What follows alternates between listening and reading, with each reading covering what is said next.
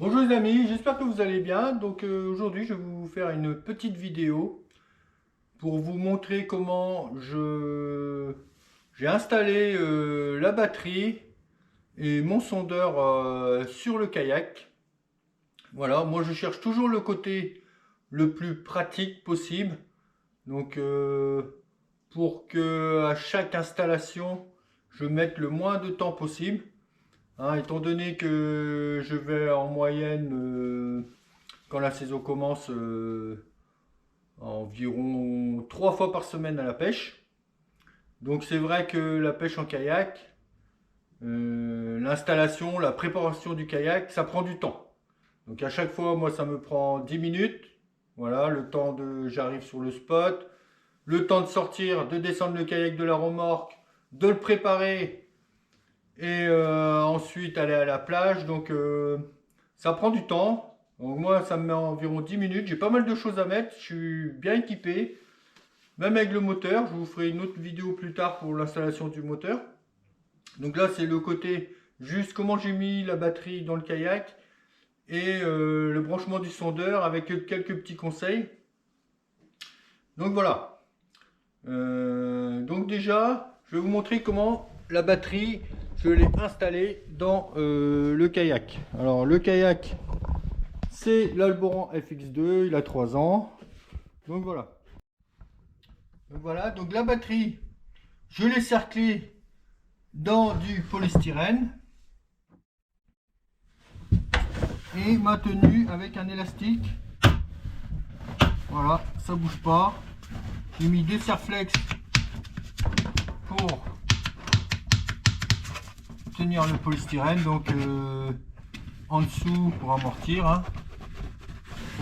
Voilà, limite, c'est même pas en mer hein, que la batterie est secouée, on va dire que c'est en voiture hein, quand sur la route. Hein. Donc là, le niveau de batterie. Voilà, et avec un élastique, hein, je l'ai amarré dans le fond et bien amarré. Ça bouge pas. Alors l'idée, bien sûr l'idée, hein, c'est que je n'y touche plus. Voilà, la batterie est à poste. Elle reste là toute l'année. Moi je la manipule, mieux je me porte. Moi j'en fais, mieux je me porte. Voilà, donc elle est là. Donc par contre, pour le chargement, du coup, ce que j'ai pris, j'ai rajouté des pinces. Alors j'ai juste acheté, donc dans la boîte, j'ai acheté ces petits, voilà, j'ai acheté ces petites pinces avec un câble que j'ai mis en doublon. Donc sur les câbles d'alimentation de la batterie. Donc vous voyez, vous avez le câble d'alimentation qui va au sondeur. Là c'est le câble des pinces.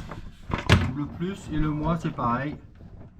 Donc ici vous avez un câble pour le sondeur et un câble donc pour les pinces. Donc j'ai mes câbles. Je les mets dans une petite boîte. Hein. Voilà. Donc pour charger, il suffit de sortir les câbles du kayak. Je branche au chargeur. Plus. Le moins. Je mets à charger. Voilà, c'est tout simple. J'ai pas touché à ma batterie. Pas besoin de la sortir. Tranquillou. Donc sinon, donc c'est ma batterie, c'est une batterie au lithium. C'est une 12 volts 20 ampères. Donc batterie au lithium, les avantages c'est le poids et puis l'autonomie. Hein. Donc avant j'avais une batterie classique plomb ou je sais pas quoi.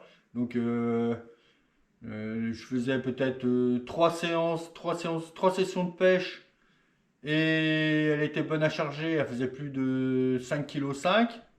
Voilà, tandis qu'avec celle-là, je peux faire on va dire une vingtaine de sessions de pêche. Au niveau autonomie, c'est génial. Pour le même ampérage, on va dire une vingtaine, je fais un mois et demi de pêche sans la charger et elle ne fait que 2 kilos. Donc faire la chasse au kilo pour la pêche en kayak, c'est quand même pas mal. Il vaut mieux. Donc ça coûte un petit peu plus cher, mais ça vaut le coup. Voilà, voilà. Donc pour l'installation de la batterie, je vous ai montré. Elle est amarrée au fond du kayak, je n'y touche plus. J'ai rajouté en parallèle un jeu de câble pour le branchement. C'est facile à mettre en place pour la charge. Donc ensuite, donc ici vous avez le câble d'alimentation du sondeur qui passe par ce petit presse-étoupe étanche. Voilà, il passe là et donc ça revient au sondeur. Donc les câbles du sondeur, donc moi c'est un Garmin, le câble d'alimentation et le câble de la sonde. Alors une chose, c'est que moi j'évite tout le temps de brancher la sonde hors de l'eau, hein. Ça j'évite, j'en ai claqué une, ma première sonde je l'ai claquée la première année de kayak. Donc les sondes sont de plus en plus performantes, mais une sonde qui n'est pas dans l'eau, elle chauffe, elle claque. Donc si vous voulez, vous avez des manipulations à faire sur votre sondeur, donc c'est sûr que chez vous, c'est toujours mieux d'aller dans les paramètres et de peaufiner les réglages. Mais faites-le toujours sans que la sonde fonctionne. Donc l'eau est là pour refroidir la sonde. Voilà. Bon bah il suffit de brancher dans le bon sens, bien sûr.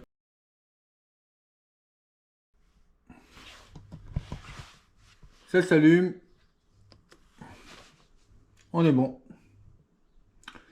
Donc voilà, donc forcément la sonde n'est pas branchée.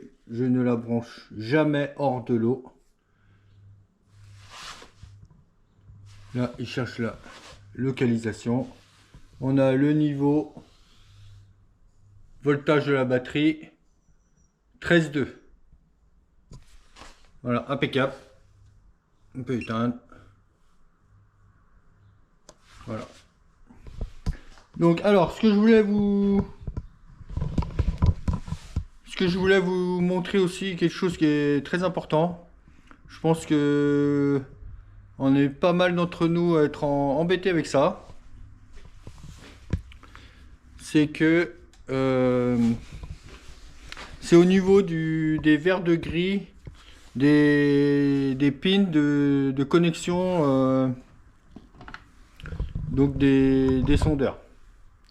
Donc ici par exemple, voilà, donc souvent il y a du verre de gris qui se fait, surtout sur les 4 cosses. En fait, c'est la cosse positive, hein, il y a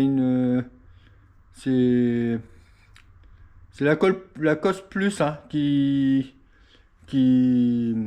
corrode. Donc là on voit déjà un peu laquelle que c'est, la différence, hein.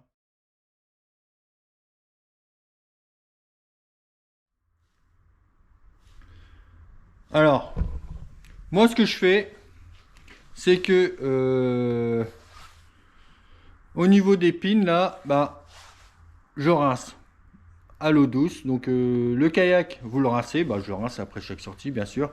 Et je n'ai pas peur de mettre le jet sur les fiches de connexion du sondeur. Au niveau des fiches, si vous ne voulez pas que la corrosion continue, en fait, le premier jour, il n'y a rien. Vous revenez 3 jours plus tard, vous avez du verre de gris sur votre fiche. Et en fait, la chose la plus simple, hein, moi depuis que je fais ça, je ne suis plus du tout embêté, parce que la première année, c'est pareil, j'étais super embêté. Et j'avais beau mettre du nettoyant contact électrique, ça continuait, ça faisait quand même. Je me suis dit, je me retrouvais à changer le câble d'alimentation au moins une fois par an, parce qu'à force de corroder, la fiche travaille, vous enfoncez à chaque fois et la fiche finit par disparaître, vous pouvez même plus brancher.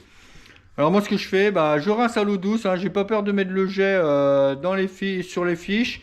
Et ensuite, si vous voulez plus que ça bouge, c'est très simple. Soit que vous débranchez la batterie, ça dépend, chacun a son système, hein, sur son kayak. Moi ce que je fais, c'est tout simple. sur le porte-fusible. Voilà, il suffit d'enlever le fusible. Je le range. Après chaque sortie, je l'enlève. Le câble est hors tension. Donc, plus de corrosion. Hein, je ne suis pas un expert, je ne suis pas électricien. Mais il me semble que, en fait, que le câble soit alimenté, que ce soit du cuivre, il doit y avoir, continuer à y avoir une ionisation au niveau du câble, qui fait que, bah, avec l'humidité, l'air, l'oxygène, et bon, ça fait du verre de gris sur le câble, voilà. Tandis que là, limite un rinçage, vous débranchez la batterie, et voilà, c'est nickel, il se passe plus rien. Ça reste propre, ça. Bon, bah, si vous voulez rajouter un petit coup de WD-40 sur les fiches, hein, vous pouvez le faire aussi, il n'y a pas de souci. Voilà, moi, des fois, je prends un petit pinceau, avec une petite graisse silicone. Je mets ici aussi. Alors, il faut pas en mettre trop, hein. Des fois, j'ai remarqué, c'était tellement gras que le câble, il glissait, il tenait même plus en place. Donc, faire attention à ça quand même. Donc, voilà, les amis. C'est tout simple. Le plus pratique, le plus simple. Et le moins d'emmerde possible, surtout quand on va à la pêche, on n'aime pas ça. Hein. Les petits aléas, on part, le sondeur qui marche pas, voilà, des choses qui marchent pas, bah voilà. Bon, merci les amis, à bientôt. Passez une belle journée, au revoir, tchuss.